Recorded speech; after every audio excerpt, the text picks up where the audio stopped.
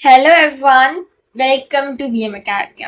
आज हम class 12 geography की जो बुक है इंडिया पीपल एंड इकोनॉमी, उसका चैप्टर नंबर 6 करने वाला है, that is planning and sustainable development. अब आपको पता है, एक जनरल हमें अंदाजा है कि प्लानिंग क्या होती है, सस्टेनेबल डेवलपमेंट क्या होता है।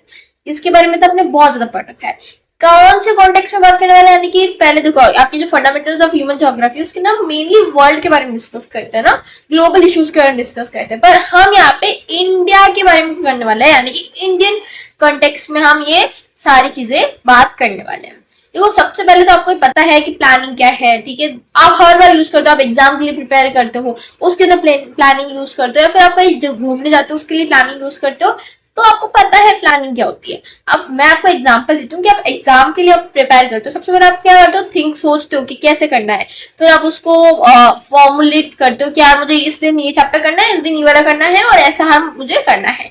तो फिर आप उसको बाद में क्या करते हो, इम्प्लीमेंट करते हो। पहले सोचते हो, फिर एक पूरा बना लेते हो, फिर उसको इम्प्लीमेंट करते हो, ठीक है, ताकि आपका एग्जाम का गोल अचीव हो सके। तो वही होती है प्लानिंग यार, कि हम जब सोचते हैं, देखो प्रोसेस ऑफ थिंकिंग, ठीक है, सोचते हैं हम, देन फॉर्मुलेशन ऑफ स्कीम, हम स्कीम कैसे बनानी है, हमें क्या करना है, ठीक है, कैसे प्रोग्राम लाना है, और फिर उसको इम्प्लीमेंट करने के बारे में सोचते हैं ताकि हम एक गोल को अचीव कर सकें। अब यहाँ पे हम किसके बारे में बात करेंगे, कंट्री के बारे में बात करेंगे। कंट्री के अंदर क्या होती है, इकोनॉमी मेन होती है, इकोनॉमिकल डेवलपमेंट हम यूज करेंगे, हम उसके बारे में प्लानिंग करेंगे। और अब ऐसा तो नहीं हो सकता कि यार हम ट्रेडिशनली जैसे करते हैं ना कि अगर प्लानिंग की, ठीक है, कि 4 चैप्टर्स मुझे करने, अब 4 चैप्टर्स नहीं हो पाए, ठीक है, तो मैंने हिट किया, मैं मिस हो गया, नहीं हो पाए, नेक्स्ट दिन वापस प्लान चेंज कर दो, ऐसा नहीं हो सकता ना। कंट्री के लिए तो, कंट्री के लिए तो उसको एकदम फुल प्रूफ प्लान बनाना पड़ेगा।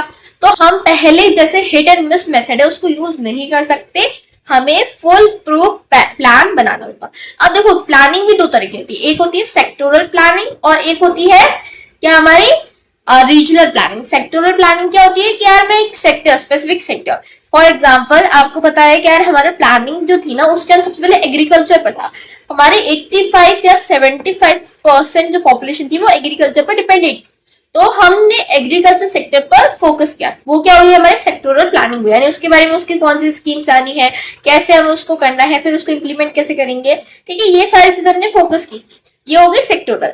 अब मैं बोलूँ यार उस एग्रीकल्चर में भी, या फिर एक जगह पर है, सपोज उड़ीसा का लेते हैं एग्जांपल, वो बहुत ज्यादा बैकवर्ड एरिया है, बहुत ज्यादा हिल्स है वहाँ पे, तो वहाँ पे लोगों को डेवलपमेंट नहीं हो रखा, तो मैं उस एरिया को फोकस करती हूँ। वो क्या होगी, मेरी रीजनल प्लानिंग होगी, या फिर एक रीजन को फोकस करूंगी। क्योंकि अगर मैं एग्रीकल्चर का भी बोल रही हूँ ना, सपोज मैंने एग्रीकल्चर का बोला, मैंने एग्रीकल्चर के लिए बहुत सारे स्कीम्स ला दी, बहुत सारी चीजें ला दी, अब वो सिर्फ बेनिफिट कर रही है, सिर्फ रिच को, पुअर को बेनिफिट नहीं कर रही। तो क्या हुआ, पुअर का तो बेनिफिट नहीं हुआ, सिर्फ एक ही क्लास का बेनिफिट हो रहा है, तो अनइवन बैलेंस हुआ। और ये हर जगह होता है, ठीक है, कुछ एरिया में होता है, कई बार कुछ ग्रुप के लिए हो जाता है। तो मैं करूंगी रीजनल प्लानिंग लाऊंगी, या जिसकी पॉवर्टी लाइन से बिलो है, जिसकी इनकम या फिर जो पुअर है उसके लिए ही सिर्फ बेनिफिट होगा, या फिर मैं उसी के लिए प्लान करूंगी। तो क्या होगा, मेरी रीजनल इम्बैलेंस है वो कम हो जाएंगे, वो कम होते ही क्या होगा, मेरा डेवलपमेंट थोड़ा ज्यादा होगा। तो रीजनल प्लानिंग क्या कहती है, या तो मैं एक रीजन वाइज करूंगी या फिर मैं एक पर्टिकुलर ग्रुप को करूंगी, ठीक है, ताकि रीजनल इम्बैलेंस नहीं हो।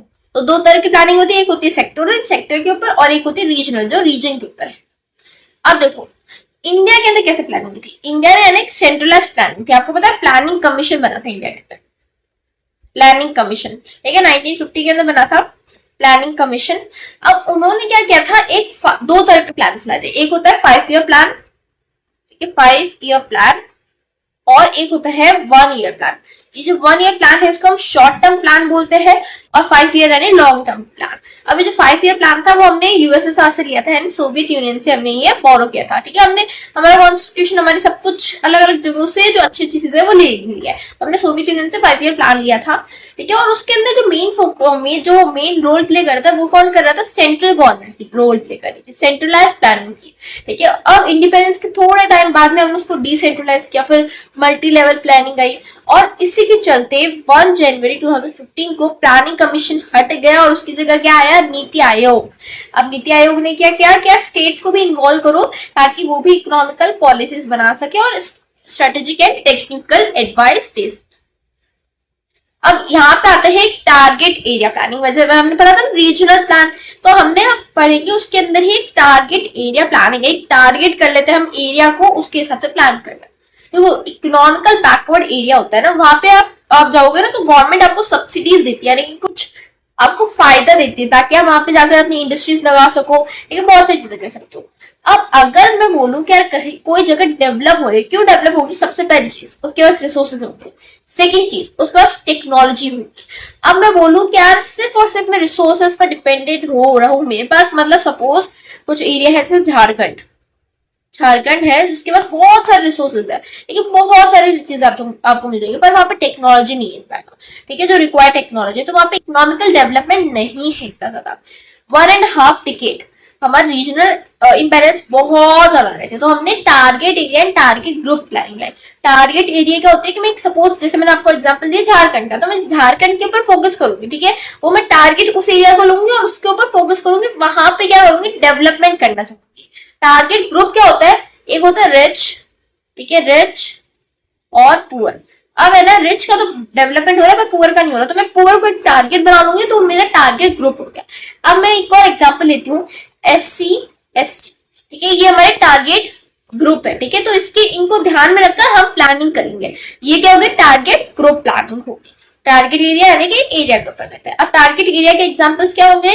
Command area development programme, drought prone area development programme, ठीक है, desert development programme, hill area development programme. और टारगेट ग्रुप के क्या होंगे? स्मॉल फार्मर्स, फार्मर्स के लिए छोटे छोटे फार्मर्स है, ठीक है, डेवलपमेंट एजेंसी सप्ता and marginal farmers development agency. ये दोनों ही क्या हो गए एग्जाम्पल किसके? टारगेट ग्रुप के। अब हम कुछ टारगेट एरिया के बारे में पढ़ेंगे। टारगेट एरिया डेवलपमेंट प्रोग्राम्स के अंदर कुछ आ जाता है हमारे, जैसे हिल एरिया डेवलपमेंट प्रोग्राम। अब देखो बहुत सारे 5 ईयर प्लान आए थे, आई थिंक अप्रोक्स 12 के आसपास या 10 के आसपास आए थे 5 ईयर प्लान। उसके अंदर से 8th 5 ईयर प्लान है, ये क्या बोलता है? स्पेशल एरिया प्रोग्राम है, जिसके अंदर क्या होता है कि जो भी हिली एरियाज है, नॉर्थ ईस्ट वाला हो गया रीजन, जो भी ट्राइबल एरियाज हो गए, जो बैकवर्ड एरियाज हो गए, इन सबको लाएंगे, ठीक है, और उनको क्या करेंगे? उनके ऊपर फोकस करेंगे कि यार आप वहां पर डेवलपमेंट होना चाहिए। हिल एरिया तो मतलब हिल्स के ऊपर फोकस करेंगे। और कौन सा प्लान था? 8th 5 year plan. अब ये 5th 5 ईयर प्लान से ही शुरू हो गया था, ठीक है। उस टाइम में क्या था? 15 जो हिल्स थी उत्तर प्रदेश की, उत्तर प्रदेश के अंदर पहले क्या था? उत्तराखंड भी था। अब जो अलग से स्टेट है ना, वो पहले उत्तर प्रदेश के अंदर था। तो उत्तर प्रदेश, आसाम वाला हो गया, जो वेस्ट बंगाल है वहां का हो गया, और जो तमिलनाडु के अंदर नीलगिरी हिल्स, आसाम के अंदर मिक्की हिल्स, और नॉर्थ केशर, एंड जो वेस्ट बंगाल है उसके अंदर दार्जिलिंग हिल्स, इन सबको लाया गया था और इन सबको बोला गया था कि हाँ हम इसके ऊपर फोकस करेंगे, ठीक है। तो टोटल हमारी कितनी थी? 15 जो डिस्ट्रिक्ट्स थी, ठीक है, ये सारी लाई गई थी। और 1981 यानी कि उस टाइम पर ही बोलते था कि यार जो हिल एरिया है जो 600 मीटर से क्या है ज्यादा है, और ट्राइबल सब प्लान का एक और प्लान लाया गया था। अगर उसके अंदर इंक्लूडेड नहीं है, अगर हो गया तो उसके अंदर, तो वहां पे भी उसके हिसाब से डेवलपमेंट हो जाएगा, पर अगर नहीं है तो हम इसको इसके अंदर इंक्लूड कर लेंगे और वहां पे हम डेवलपमेंट का एकदम ध्यान रखेंगे। और अगर हमने इसको इसमें इंक्लूड कर लिया तो क्या होगा? बैकवर्ड हिल एरिया बन जाएगा। अब वापस एक बार मैं आपको एग्जाम्पल देकर समझा। देखो उत्तराखंड के अंदर एक है ना पूरी हिल है, एक ना आप बोल सकते हो एक डिस्ट्रिक्ट है, ठीक है, डिस्ट्रिक्ट या एरिया बोल सकते हो आप उसका। सपोज हम नाम रख देते हैं कि वो ए एरिया है, ठीक है, एरिया रख देते ना, ठीक है। अब वो ए एरिया के अंदर कोई ज्यादा डेवलपमेंट नहीं है, और एक और है बी एरिया, वहां पे भी कोई डेवलपमेंट नहीं है। जो बी एरिया उसको मैंने ट्राइबल सब प्लान के अंदर ले लिया, तो अब क्या होगा? उसको तो मैं छोड़ दूंगी बी एरिया को, अब मैं ए एरिया पर आऊंगी। अब मैंने उसको किसी प्लान के अंदर भी नहीं लिया और उसकी हाइट 600 मीटर से ज्यादा है, ठीक है, हिली एरिया है, तो मैं उसको क्या करूंगी? बैकवर्ड हिल एरिया बना दूंगी, बैकवर्ड हिल एरिया बना दूंगी। 1981 के अंदर जो नेशनल कमेटी थी उसने ये सब चीजें बोली थी। अब हम बात करते हैं जो ये है ना, इन सारी चीजों पर हमने बात कर ली, पर हम प्लान किसके हिसाब से बनाएंगे? ऑन द बेसिस ऑफ वहां की जो कल्चर एनवायरनमेंट कैसा है, वहां की इकोनॉमिक कैसी है, वहां का जो इकोलॉजिकल एनवायरनमेंट, वहां की फ्लोरा फौना, जो टोपोग्राफी है, कैसा आप डेवलपमेंट कर सकते हो, वहां पे रोड बना सकते हो नहीं बना सकते हो, उन सबको हम ध्यान में रखकर बनाएंगे, ठीक है। और इसके अंदर क्या होता है? मेन जो फोकस होगा वो इंडिजिनस रिसोर्सेज पर होगा, यानी कि वहां पे ऐसी कुछ चीजें हैं जिससे मैं एग्रीकल्चर कर सकती हूँ, या फिर मैं ऐसी कुछ चीजें जहाँ पे मैं रोड नेटवर्क अच्छे कर सकती हूँ, ठीक है। एग्रीकल्चर में क्या कर सकती हूँ? कौन सा एग्रीकल्चर कर सकती हूँ? हॉर्टिकल्चर कर सकती हूँ नहीं कर सकती, कैसी भी इंडस्ट्रीज वहां पे खड़ी कर सकते हो, इन सारी चीजों को ध्यान में रखेंगे। और जो इंडिजिनस रिसोर्सेज है उसको हम कैसे यूज करेंगे, और उसको यूज करने पर भी मेन फोकस होता था। कई बार होता है आप देखो कुछ हिल एरियाज में, अभी आप जाओगे ना शिमला में, वहां पे आपको बहुत ज्यादा डेवलपमेंट हुआ वो मिलेगा, ठीक है, वहां पे रोड्स मिल जाएगी आपको। पर पहले के टाइम पर ऐसा नहीं था, तो हमने उसके ऊपर फोकस किया, तभी तो रोड्स बनी ना। अब वहां पे आप देखोगे जो उत्तराखंड उसके अंदर है ना, थोड़ा जो बीच का वैलीज आती है ना, वहाँ पे एग्रीकल्चर होता है। क्यों होता है? क्योंकि हमने वहां पे फोकस किया, और कौन तरह का एग्रीकल्चर हम कर सकते हैं उसके ऊपर भी हमने फोकस किया। अब एक और आता है drought prone area depth programme. इसके अंदर क्या होता है कि हम ड्रॉट वाले एरिया, ये ध्यान रखना 4th 5 ईयर प्लान, एक तो है हमारा 8th, एक है 5th, एक है 4th। अब 4th 5 ईयर प्लान के अंदर इसके अंदर मेन फोकस था, ठीक है। अब यहाँ पे फोकस किस पे था कि हमें प्रोडक्टिव असेट्स बनाना। असेट्स ये होती है कि जो हमारे फायदे में आने वाले टाइम में हमारा फायदा करे, नुकसान ना करे, ठीक है, हमारे ऊपर बोझ ना बने, इसको बोलते हैं असेट्स। अब यहाँ पे क्या है, हम एक तो चीज थी एसेट्स बनाने हैं, सेकंड चीज थी कि एम्प्लॉयमेंट होना चाहिए, ठीक है, एम्प्लॉयमेंट आपको ड्रॉट प्रोन एरिया के अंदर एम्प्लॉयमेंट रखो। अब यहाँ पे सबसे पहले तो क्या था, लेबर इंटेंसिव। पहले जब ये शुरू हुआ था एरिया प्रोग्राम, तब क्या था, लेबर इंटेंसिव, यानी कि लोगों को ज्यादा से ज्यादा एम्प्लॉय करने में फोकस था। फिर फोकस कहाँ पे गया, इरिगेशन प्रोजेक्ट्स पर, ठीक है, जो लैंड डेवलपमेंट है, जो अफॉरेस्ट्रेशन है, जो ग्रास लैंड है, ठीक है, फिर धीरे धीरे रूरल इंफ्रास्ट्रक्चर आ गया, ठीक है, रोड्स बनने शुरू हो गए, ये सारी चीजों पर फोकस किया। अब national committee on development of backward area, उनका जब ध्यान गया तो उन्होंने बोला यार कि ये सिर्फ एग्रीकल्चर पे फोकस कर रहा है, ठीक है, और इसको इकोलॉजिकल बैलेंस पे ध्यान देना चाहिए। और सिर्फ आप एग्रीकल्चर पर फोकस करोगे तो यार बैलेंस तो नहीं हो पाएगा, ठीक है, क्योंकि एग्रीकल्चर तो मतलब पॉपुलेशन बहुत ज्यादा है, लैंड कम है, तो मार्जिनल लैंड्स को भी यूज कर रहे हैं, ठीक है, उन्हें भी हम उसके ऊपर भी हम पूरा कल्टीवेट कर रहे हैं, ठीक है, तो इकोलॉजिकल बैलेंस नहीं हो रहा, तो आप उसके एग्रीकल्चर के अलावा भी और सारी बहुत सारी चीजें करो, ठीक है। तो सबसे पहले तो इन्होंने वाटरशेड डेवलपमेंट प्रोग्राम लॉन्च किया माइक्रो लेवल पर, यानी कि सबसे छोटे विलेज वाले लेवल पर लॉन्च किया, ठीक है, और इकोलॉजिकल बैलेंस को रिस्टोर करने का ट्राई किया, यानी कि जो वाटर है, जो सॉइल है, जो प्लांट्स है, जो ह्यूमन है, एनिमल पॉपुलेशन, इन सबका बैलेंस होना चाहिए, ठीक है, उसके ऊपर ध्यान दिया। अब यहाँ पे क्या था, 1967 की प्लानिंग कमीशन ने 67 डिस्ट्रिक्ट आइडेंटिफाई की, और 1972 के अंदर जो इरिगेशन कमीशन है उसने 30% जो इरिगेटेड एरिया है वहां पे आइडेंटिफाई किया कि यार यहाँ पे ड्रॉट प्रोन एरिया हो सकता है। और ये कहाँ है आपको, राजस्थान, गुजरात, राजस्थान के अंदर बहुत ज्यादा मिलेगा, गुजरात, फिर वेस्टर्न मध्य प्रदेश, ठीक है, मराठावाड़ा जो अभी महाराष्ट्र के अंदर है, देन जो रायलसीमा एंड तेलंगाना जो पहले उस टाइम आंध्र प्रदेश के अंदर आता था, फिर कर्नाटका प्लेटू हो गया, फिर तमिलनाडु वाला एरिया हो गया, पंजाब, हरियाणा, और जो नॉर्दर्न राजस्थान है, ये सब, इन सबको क्या दिया, क्या ड्रॉट है हो सकती है, तो आप क्या करो, थोड़ी कैनाल्स खोलते हैं, फिर आप देखोगे इंदिरा गांधी कैनाल जो राजस्थान के अंदर आती है, ठीक है, या फिर जो इरिगेशन है उसकी फैसिलिटीज कर दो, ताकि क्या हो कि अगर कई बार ड्रॉट आ जाए या फिर बारिश नहीं हुई या फिर पानी की कमी होगी, तो आपकी क्रॉप्स एटलीस्ट खराब नहीं होगी, एक प्रोटेक्टिव इरिगेशन आपको मिल जाएगा। हमने पढ़ा था प्रोटेक्टिव एंड प्रोडक्टिव इरिगेशन क्या होता है, जो चैप्टर 3 में हमने पढ़ा था। अब देखो, अब हमारी केस स्टडी है, ठीक है, ये क्या है, tribal development project in Bharampur region. Bharampur का है हमारा, भरमपुर एंड जो होली तहसील है वो का है चंबा डिस्ट्रिक्ट के अंदर, कहाँ है चंबा डिस्ट्रिक्ट, हिमाचल प्रदेश के अंदर। इसको हमने ट्राइबल एरिया मानकर रखा है 21 नवंबर 1975 से ही, यानी उसी टाइम से अब तक ट्राइबल एरिया चल रहा है। अब ये ट्राइबल एरिया क्यों है, क्योंकि आप ट्राइब रहते हैं, ठीक है, ट्राइब कौन सा रहता है, गड्डी ट्राइब, ठीक है, गड्डी ट्राइब रहता है, और ये ट्रांस ह्यूमन्स प्रैक्टिस करते हैं। ट्रांस ह्यूमन्स क्या होता है मैं शॉर्ट में बता देती हूँ, पर हमने इसको अच्छे से पढ़ रखा है, ठीक है। तो ट्रांस ह्यूमन्स क्या होता है, सिंपल सा होता है, इस सर्दी होती है ना, सर्दियों में पहाड़ों पर बहुत ज्यादा ठंड पड़ जाती है, तो वहां पे घास वगैरह कुछ नहीं होती, तो सारे एनिमल्स को लेकर जमीन पर आ जाता है, मतलब प्लेन एरिया में आ जाता है। फिर जब सर्दी खत्म हो जाती है तो यहाँ पे बहुत ज्यादा गर्मी हो जाती है प्लेन एरिया में, तो वापस ऊपर चले जाता है, तो ये मूवमेंट होता है ना, उसको ट्रांसह्यूमेंस बोलते हैं। अब यहाँ पे क्या होगा, बहुत ज्यादा हार्श क्लाइमेट होगा, रिसोर्सेज ज्यादा नहीं होंगे, एनवायरमेंट बहुत ज्यादा फ्रेजाइल होगा, और यहाँ पे पॉपुलेशन भी ज्यादा नहीं होगी, यहाँ पे पॉपुलेशन डेंसिटी काफी ज्यादा कम होगी, 21 पर्सन पर स्क्वायर किलोमीटर, और बहुत ज्यादा बैकवर्ड एरिया है। अभी भी आप देखोगे थोड़ा बहुत बैकवर्ड एरिया है, बट फिर भी काफी ज्यादा इंप्रूवमेंट आया है। अब यहाँ पे इकोनॉमिक किसके ऊपर रिलाई करेगी, यहाँ पे जो लोग हैं वो किसके ऊपर डिपेंडेंट रहेंगे, जो एग्रीकल्चर है, ठीक है, जो भी उसके साथ में जो चीजें आती है, एनिमल रियरिंग आ जाएगी, एनिमल हस्बेंड्री आ जाएगी, इन सब पर लोग डिपेंडेंट रहेंगे। अब यहाँ पे क्या था, गड्डी ट्राइब को हमने शेड्यूल्ड ट्राइब्स के अंदर एसटी जो कैटेगरी है उसके अंदर रख दिया था।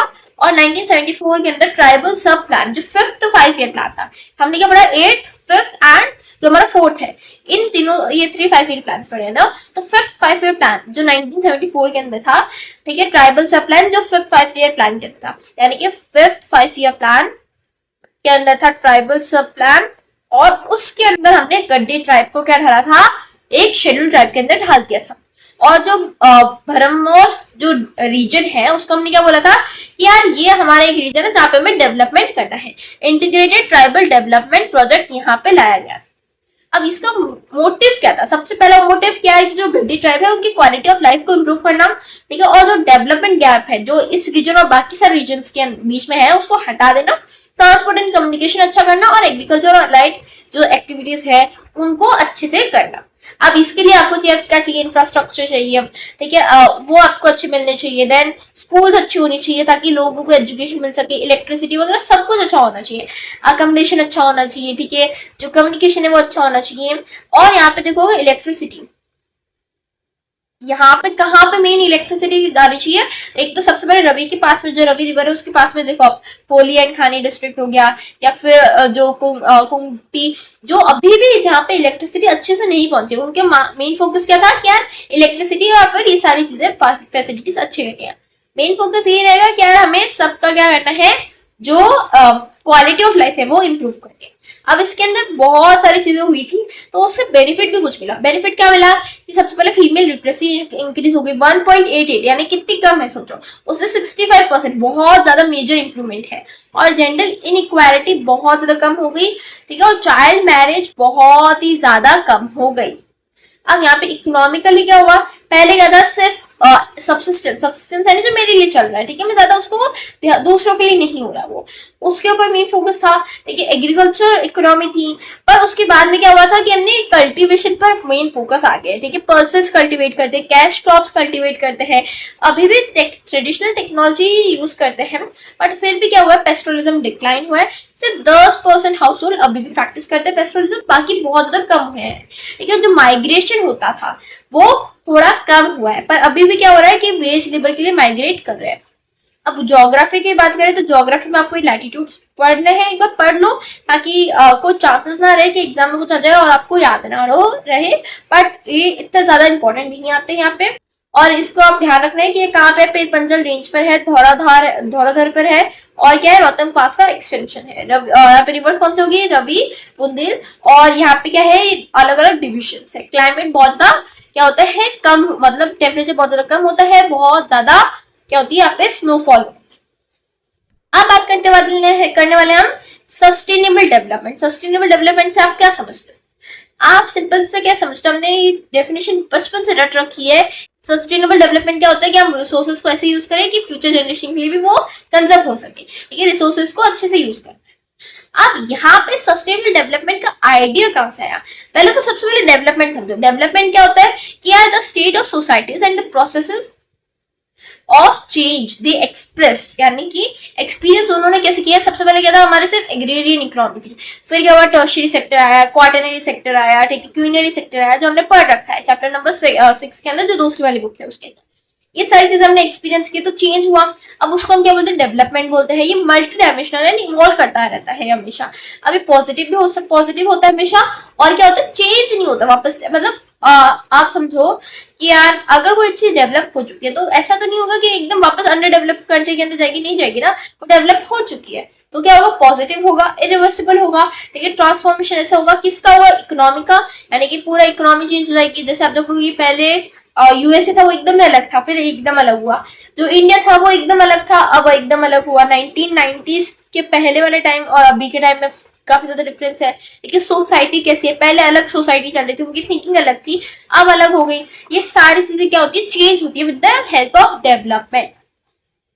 हिस्टोरिकली क्या था कि यार जो सोसाइटल डेवलपमेंट है, इसके अंदर हम क्या करेंगे, सिर्फ इंटरेक्शन होगा ह्यूमन एंड एनवायरनमेंट का, ठीक है। और टेक्नोलॉजी और इंस्टीट्यूशन हम लेंगे, यानी कि एनवायरनमेंट से हम रिसोर्सेज लेंगे, उसको टेक्नोलॉजी से क्या करेंगे, चेंज कर देंगे, और प्रोग्रेस और ट्रांसफॉर्मेशन होगा हमारा।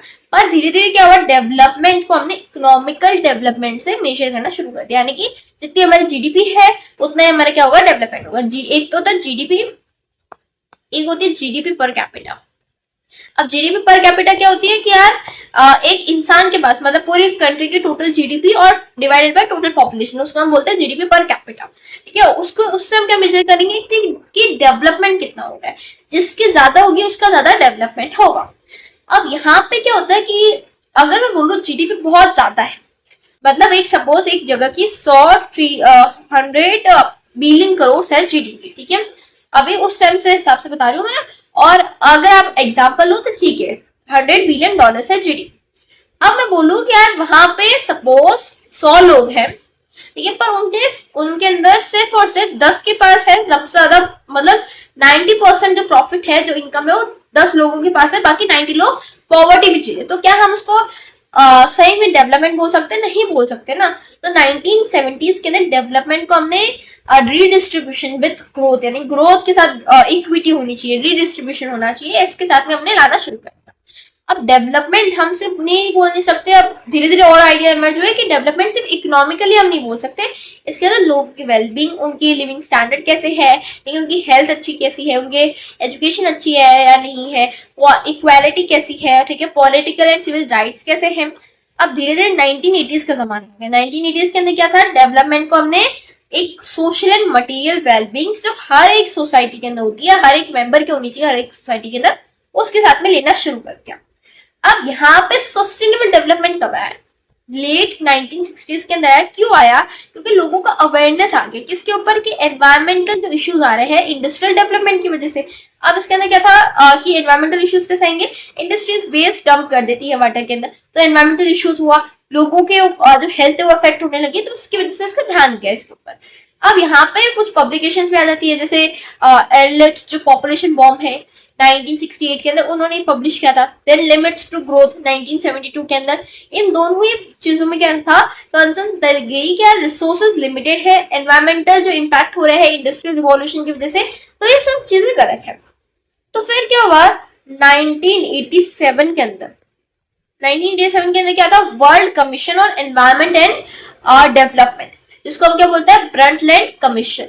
और इसके अंदर हम क्या बोलते हैं कि कॉमन फ्यूचर के बारे में हम डिस्कस करेंगे, और उसके अंदर सस्टेनेबल डेवलपमेंट, ध्यान रखना है सस्टेनेबल डेवलपमेंट किस जो कमीशन है उसके अंदर डिफाइन किया था, ठीक है। तो world commission on environment and development या फिर ब्रंटलैंड कमीशन डिफाइन किया था 1987 के अंदर। इसके अंदर क्या बोला था कि डेवलपमेंट क्या है, वो अभी की जनरेशन की डिमांड्स को फुलफिल कर देना चाहिए, उसकी मीट कर देना चाहिए, देन जो फ्यूचर जनरेशन है उसकी उनके पास में वो सारी चीजें रहे, ठीक है, और उनकी जो एबिलिटी है कि वो अपनी नीड्स को फुलफिल कर सके वो भी कम ना हो। यानी कि एक बार पढ़ लेती हूँ आपके लिए, development that meets the needs of the present generation without compromising the ability of future generation to meet their own needs, यानी कि अभी की जनरेशन की नीड्स भी फुलफिल हो रही है और फ्यूचर जनरेशन की नीड्स भी फुलफिल हो रही है। अब इसके अंदर सबसे पहले ecological, then social, then economical aspect सारे कवर होंगे, सारे एक साथ कवर होंगे, और क्या होगा, कंजर्वेशन होगा रिसोर्सेज का, ताकि फ्यूचर जनरेशन के लिए यूज हो सके और अभी की जनरेशन की भी नीड्स फुलफिल हो सके। अब वापस केस स्टडी पर आ जाते हैं और हमारा लास्ट टॉपिक है, उसके बाद ये चैप्टर खत्म हो जाता है। केस स्टडी क्या है, इंदिरा गांधी कैनाल प्रोजेक्ट। ये पहले हम इसको राजस्थान कैनाल बोलते हैं क्योंकि ये सबसे ज्यादा राजस्थान में ऑपरेट करती है। अब ये क्या थी, ये लॉन्च हुई थी 1958 के अंदर, ठीक है, और इसको हमने ना कंसीव कर लिया था 1948 के अंदर, फिर लॉन्च 1958 के अंदर हुई थी। अब ये कहाँ से कहाँ तक आती है, पंजाब के जो हरी के बैरेज है, ठीक है, उससे कहाँ जाती है, पूरे राजस्थान तक आती है। अब देखो हरी की बैरेज यानी कि पंजाब यहाँ पे आ गया, ठीक है, पंजाब है यहाँ पे और ये पूरा राजस्थान आ गया, तो यहाँ पे पाकिस्तान है, ठीक है, ये पाकिस्तान है, ये वाला जो एरिया है पाकिस्तान है।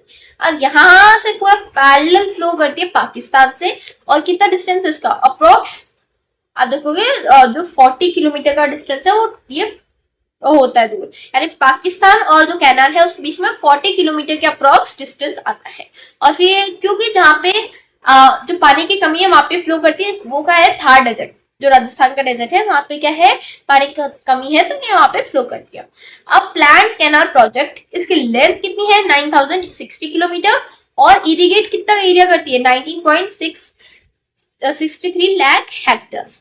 अब यहाँ पे 70% इसका क्या है, फ्लो कैनाल्स है, और लिफ्ट कैनाल्स है 30%। अभी क्या होते हैं, flow canals and lift canals.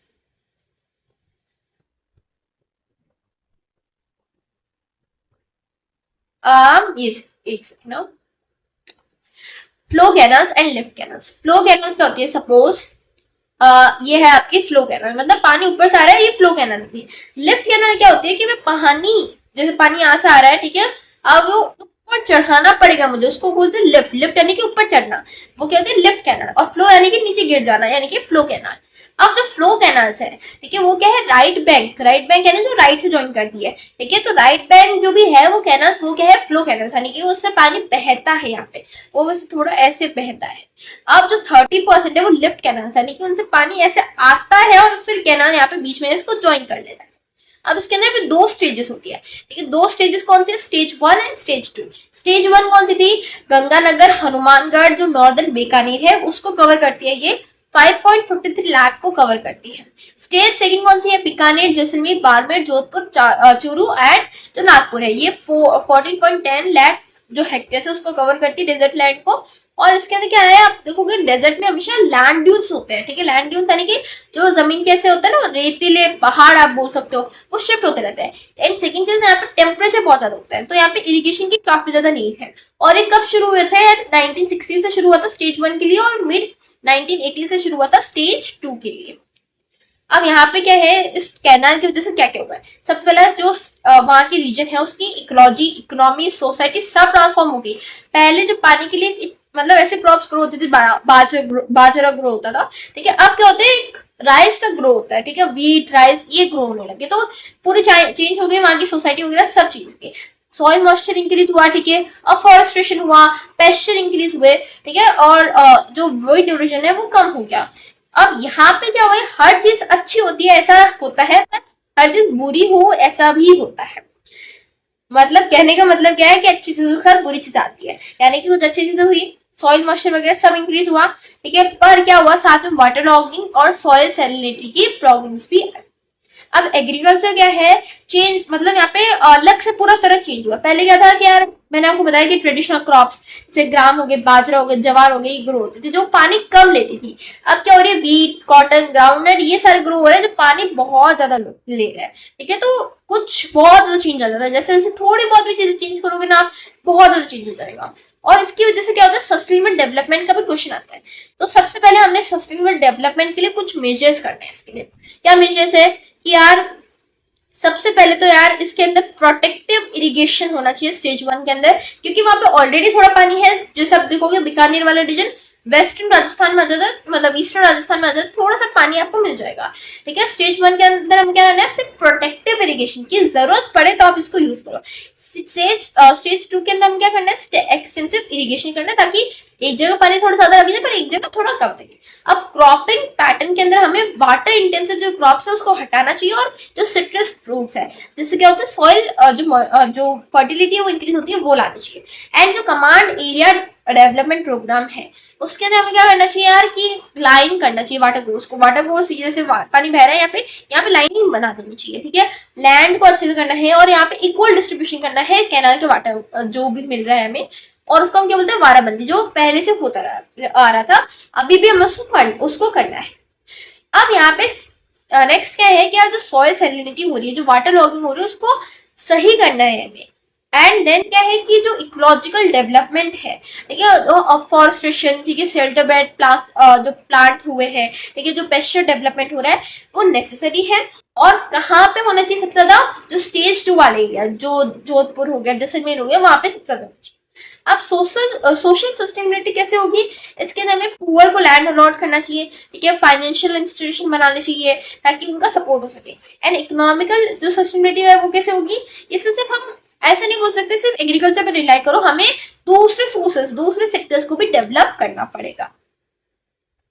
अब इसी के साथ हमारा चैप्टर कंप्लीट हो जाता है, पर अगर आपको इस चैप्टर के नोट्स चाहिए Please join our Telegram channel. The link is in description box. Don't forget to like, share and subscribe the channel. मिलते हैं नेक्स्ट वीडियो में, तब तक के लिए बाय बाय.